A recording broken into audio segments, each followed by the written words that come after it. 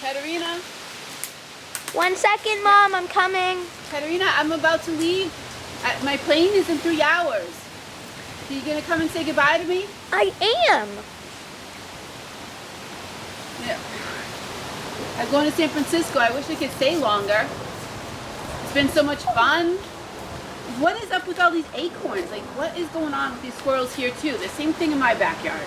Hint, hint, maybe this is our backyard. No, it's not. We're at Chimney Corners and I'm about to leave to Boston. That's a bug. So you'll wear bugs on your shirt now, Mom. Wow. So what are you going to do when I leave? The same exact thing that I was doing today. Wait, what's next? Swimming? No. Boating? No. What's next? Silent siesta. Silent siesta. Oh, okay, my bad. All right, well, bye. Wait, give me a hug. I just Give me a hug. Give me another hug, big hug. Oh, we'll see you in a week. Goodbye. Hi, Mom. Wait.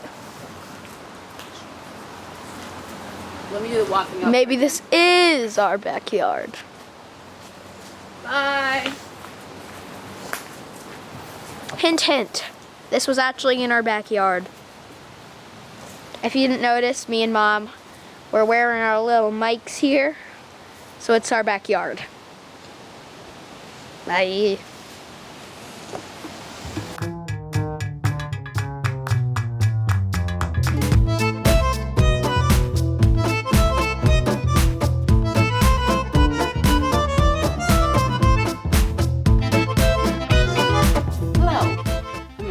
With Dreaming English, and today I'm going to tell you a story about how I almost missed my flight all the way across the country from Boston, Massachusetts, all the way across the country to San Francisco,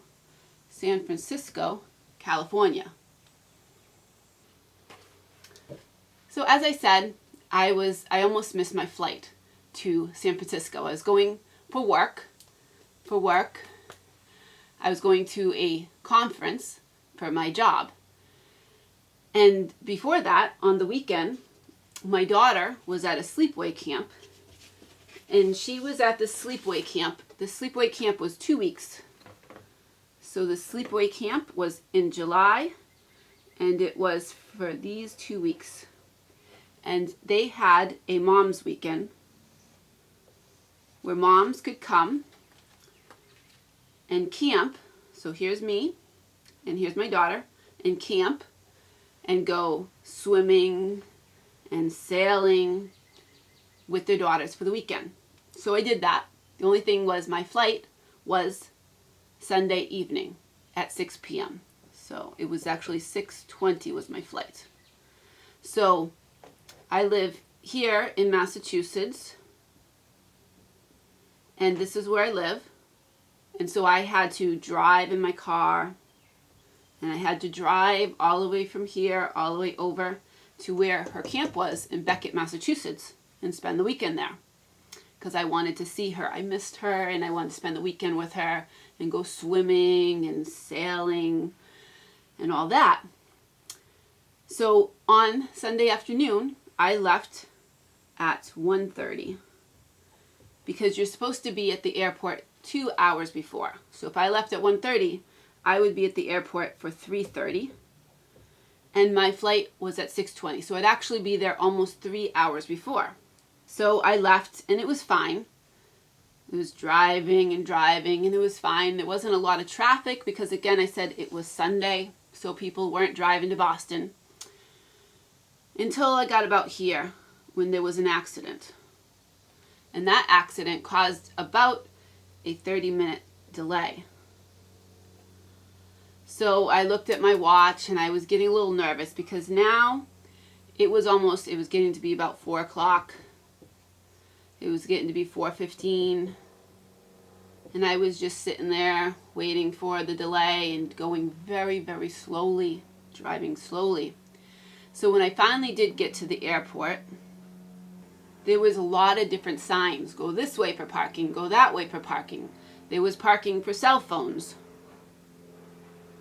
And that is when you're waiting to pick somebody up, so you use your cell phone and you park in this parking lot. And there was parking for flights.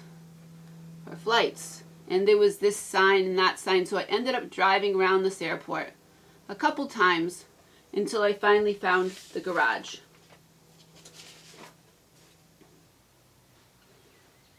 So when I got to the garage, I parked my car. And now it was 4:30. So I'm looking at my watch. Well, I couldn't really just get right to the airport because that would take probably 20 minutes to walk because the garage was still far away from the airport. So I had to take an airport shuttle. So I had to wait for the airport shuttle, and I had to wait 15 minutes. So by the time I got the airport shuttle, we drove over to the airport. And we got to the airport, when I looked at my watch again, it was 5 p.m. It was 5:30 p.m. when I got to the airport. But now I had to go through security.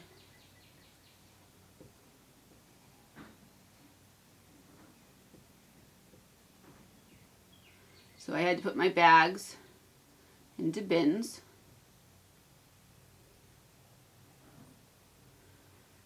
And I had to put my shoes into the bin. And I had to put my laptop into the bin. And I had to put my cell phone into the bin. And the security person was watching on the monitor as the things went through. It was like an x-ray, and it could see all the stuff that went through. And then the bins would come out, and then I could take my stuff and go. So by the time I got through security, it was about 5:40. I thought, I still got time. I'm going to go get a sandwich. So I went to the little shop that sold sandwiches. There was a pretty long line, not too long, but I thought, I'm still good because my flight isn't until 5:20.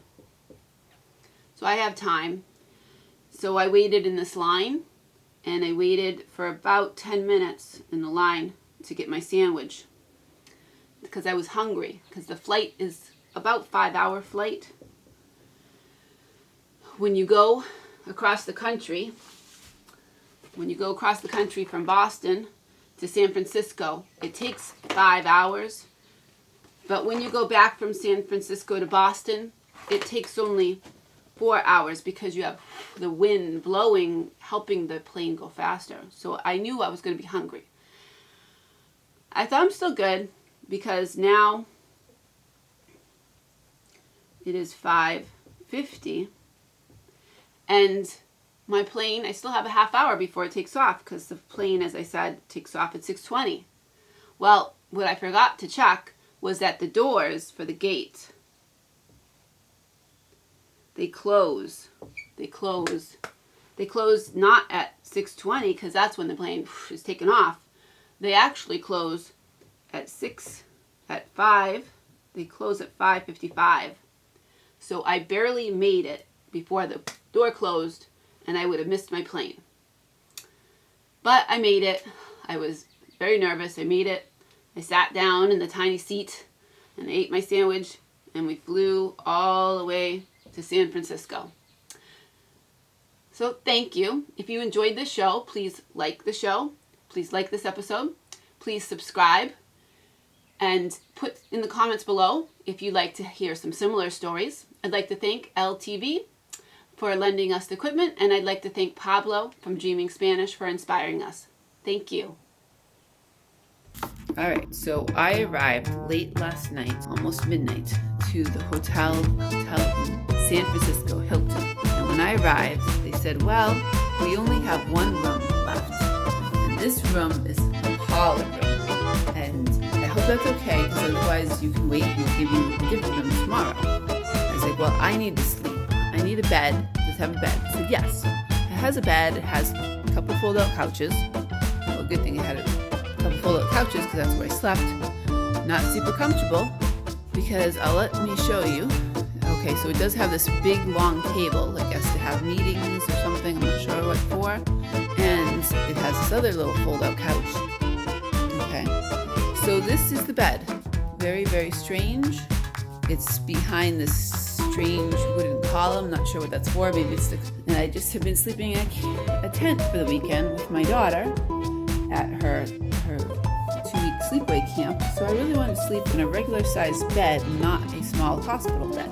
Don't really think this was meant to be a hotel room on its own. I think it's meant to be an adjoining room. As you can see, you could have an office meeting because you have this big, nice office table.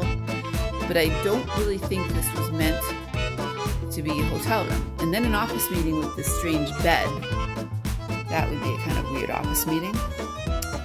So I'm asking them to change it. I don't get it. It's not even comfortable. It was better than sleeping in the tent, but just marginally better than that.